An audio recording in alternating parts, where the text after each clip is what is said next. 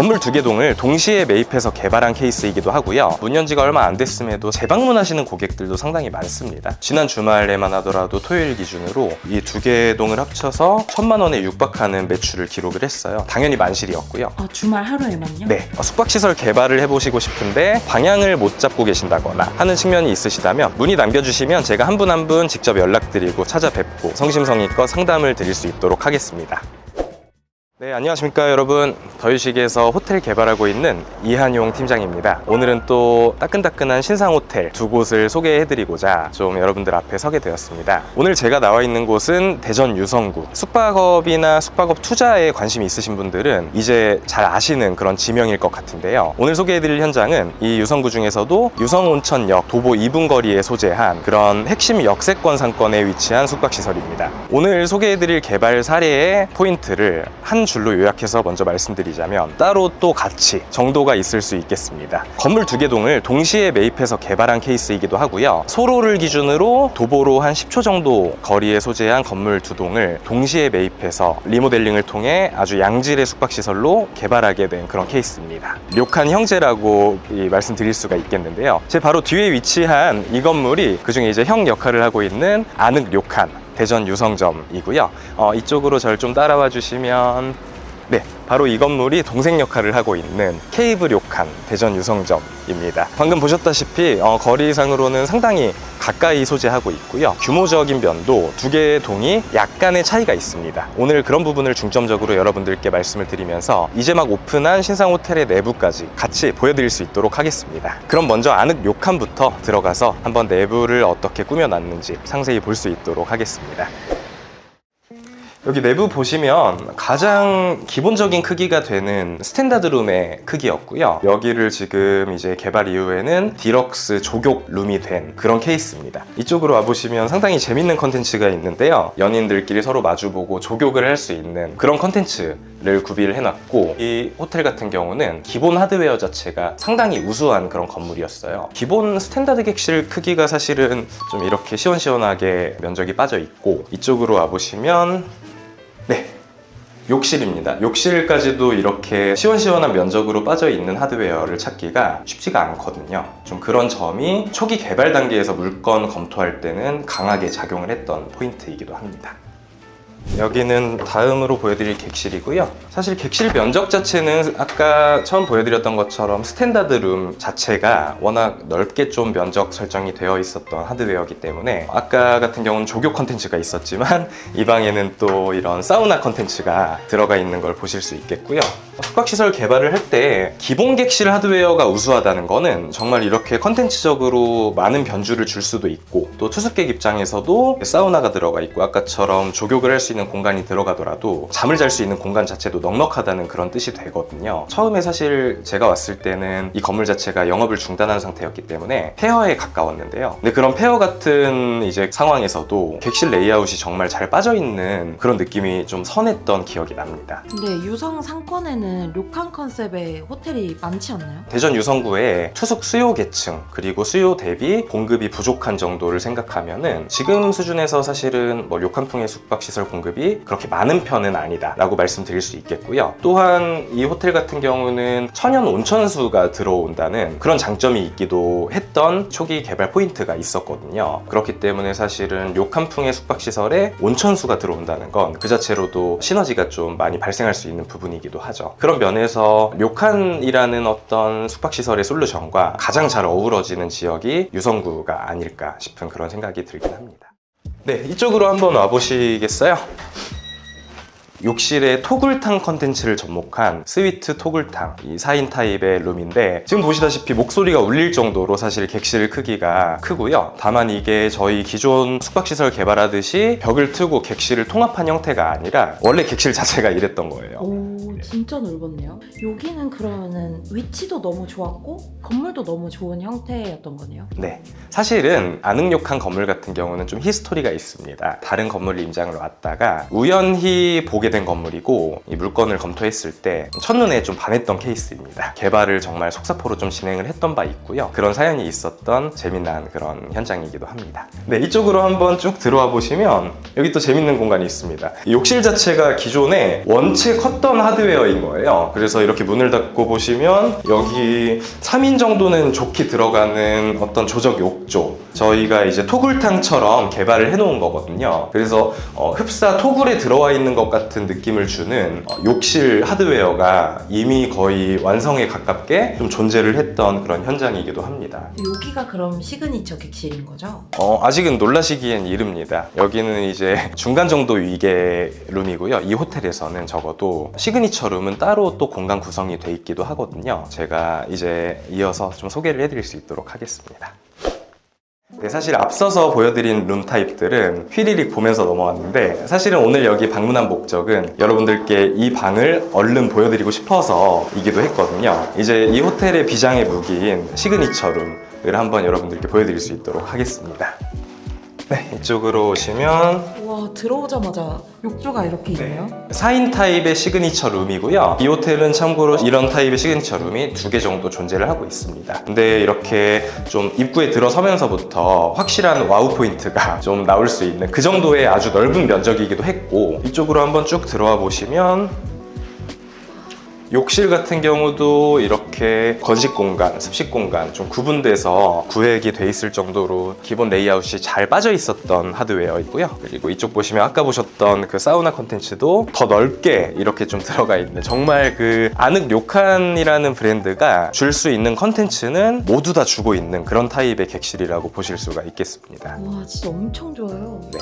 이방 PD님 주말에 혹시 숙박료를 지금 어느 정도로 받고 있을 것 같으세요? 30은 좀 받아야 되지 않을까요? 네, 여기 같은 경우는 사실 문 연지 이제 2주 정도밖에 지나지 않은, 한마디로 객단가가 아직 완벽하게 세팅되지 않은 상황인데도 불구하고 주말 기준 숙박료가 한 40만 원 정도에 벌써 육박을 하고 있습니다. 돌아오는 4월에 야구 시즌이 개막하고 관광객들이나 로컬 투숙객들이 좀 더 물밀듯이 들어오면 조금 더 높은 그런 객실 요금을 기록할 수 있는 여건도 충분히 구비가 될 거라고 생각을 하는데요. 그런 점에서 좀 굉장히 고무적인 그런 지표라고 볼 수도 있겠습니다. 문 연지가 얼마 안 됐음에도 재방문하시는 고객들도 상당히 많습니다. 앞으로 객실 가동률에 대한 걱정은 정말 안 되는 타입의 방이긴 합니다. 여기는 그럼 객실이 총 몇 개예요? 이 유성 아늑료칸 호텔은 객실 수가 총 29개입니다. 사실은 이 객실 수가 이 호텔의 유일하게 아쉬웠던 부분이라고도 할 수가 있는 그런 측면입니다. 왜 그러냐면 통상적으로 우리가 숙박시설 개발을 함에 있어서 운영 관점에서의 손익분기점이나 사업 수지를 그려볼 때는 30객실을 넘어서 30객실 중반대 혹은 40객실 이상 이런 객실 수가 좀 넉넉해질수록 좀 더 운영적인 사업 수지는 양호해지는 측면이 있어요. 그게 오늘 이 현장에 이어서 바로 앞에 위치한 케이블 료칸을 여러분들께 좀 보여드리려는 의미이기도 합니다. 이 부족한 객실 수를 충당할 수 있는 개발 전략이었다고도 볼 수가 있겠어요.